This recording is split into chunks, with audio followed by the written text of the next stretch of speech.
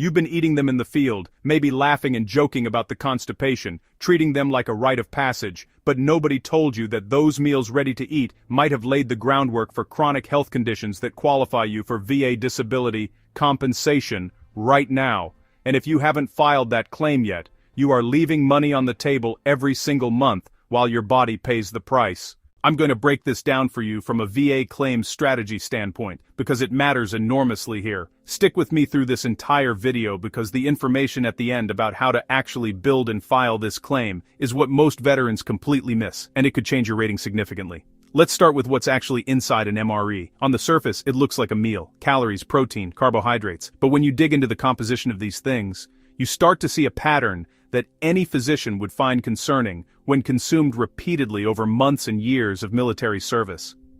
MREs are engineered for shelf stability and caloric density, not nutritional optimization.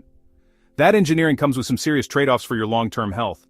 The sodium content in a single MRE can exceed 2,000 milligrams. That's nearly the entire recommended daily limit for an adult in just one meal. Now multiply that across 3 MREs per day during extended field operations, deployments, or training cycles. You're talking about sodium loads that chronically stress your cardiovascular system and your kidneys. Over time, that kind of sustained sodium exposure is directly linked to hypertension, and hypertension is a rateable VA condition. But sodium is just the beginning. MREs are also heavily processed, which means they contain preservatives, additives, and a macronutrient profile that skews heavily toward refined carbohydrates. Long-term consumption of diets like this is associated with metabolic dysfunction, insulin resistance, and type 2 diabetes. Veterans who develop diabetes after service absolutely need to be looking at their MRE consumption history as part of their nexus argument. Then there's the gut issue.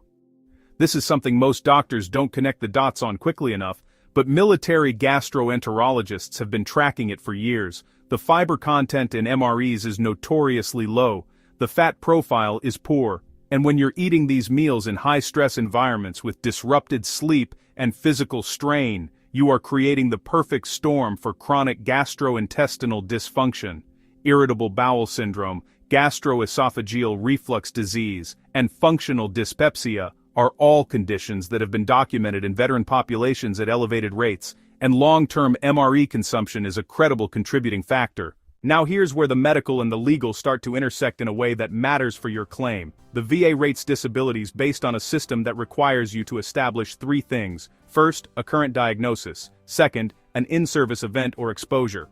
Third, a nexus, meaning a medical opinion linking that in-service exposure to your current condition. MRE consumption is absolutely an in-service event. You have documentation through your deployment records, your training records, your orders. This is not a gray area. You were there, you were eating those things, and that can be established on paper.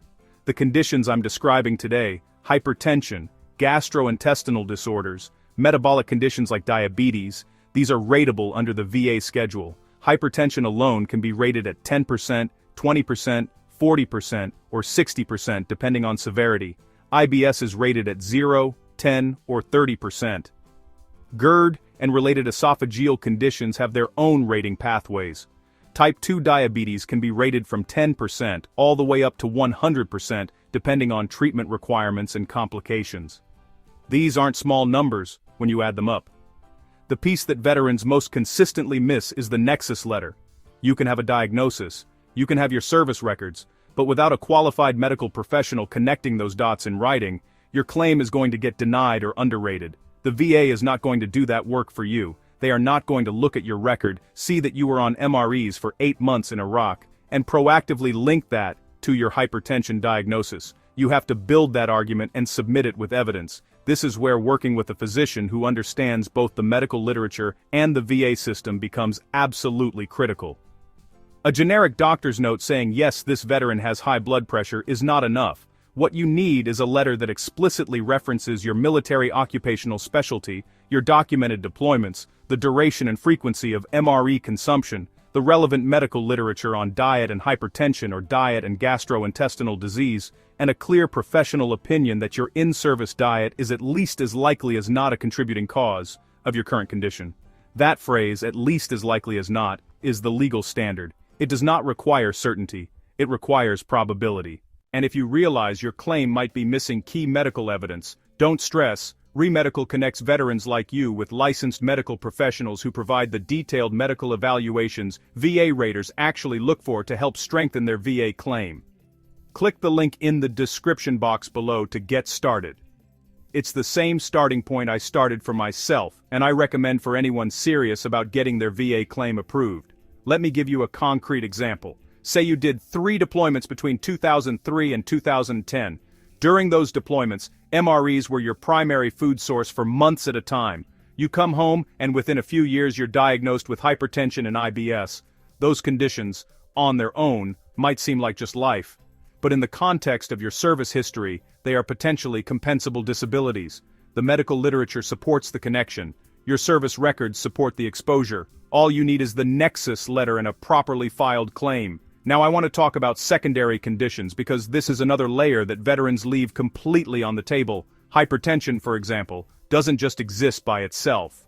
Chronic high blood pressure contributes to heart disease, kidney disease, erectile dysfunction, and stroke.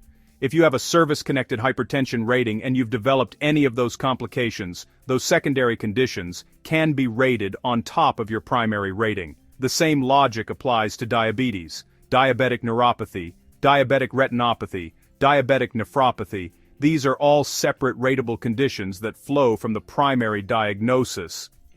If your diabetes was contributed to by years of MRE consumption and poor dietary conditions in service, every downstream complication traces back to that original in-service exposure. I also want to address the veterans who are thinking, right now, I can't prove I ate MREs. Here's what you need to understand about the benefit of the doubt. The VA is legally required to give veterans the benefit of the doubt when the evidence is approximately balanced. If you served in a combat zone or in field conditions where MREs are standard issue, and you have any documentation of that service, your statement alone carries weight. A buddy statement from someone who served alongside you adds more. Your own lay testimony about what you ate and for how long is evidence. Don't let perfect be the enemy of good when it comes to building your record. The timeline also matters here. The date you file your claim is the date your potential back pay starts. Every month you wait is a month you cannot recover. If you have hypertension right now, and you served in conditions where MRE consumption was standard, there is no reason to delay filing. Even if you're uncertain about your nexus letter, you can file an intent to file and give yourself a year to gather the evidence while locking in that start date. That is a strategy that could mean thousands of dollars in back pay, depending on how long it takes to build your case. Something I see frequently is veterans who filed years ago and got a low rating or a denial and just accepted it. If that's you, I want you to hear this clearly. A denial is not the end. A low rating is not permanent. You can file a supplemental claim with new evidence. You can request a higher level review. You can appeal. And if your condition has worsened since your last rating, you can file for an increase. The system has multiple pathways and most veterans only know about one of them. And if you want personalized help understanding your VA benefits, increasing your rating, or avoiding another denial, don't do it alone. Join our Veteran Benefits Blueprint private school community. The link is in the description below. The bottom line from a medical and a strategic standpoint is this: your body experienced a real physiological stress during your service. MREs were part of that stress. The conditions that developed as a result of that stress are real, they are documented, and they are rateable. You earned that compensation by serving. The bureaucratic process of claiming it feels overwhelming, but it is not impossible, and it is absolutely worth doing. Start by pulling your service records and identifying every deployment and field training period where MREs were your primary food source. Get diagnosed if you haven't been. Get your conditions properly documented. Then find a physician who can write a competent nexus letter that ties your service exposure to your current health. File your claim, or your intent, to file today. Don't wait for it to get worse. Don't wait until you feel like you deserve it. You already do. Thank you for watching.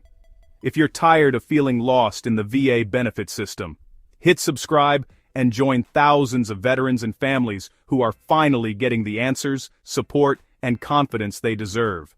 And make sure to check out our Unlock More VA Money playlist linked in the description box below.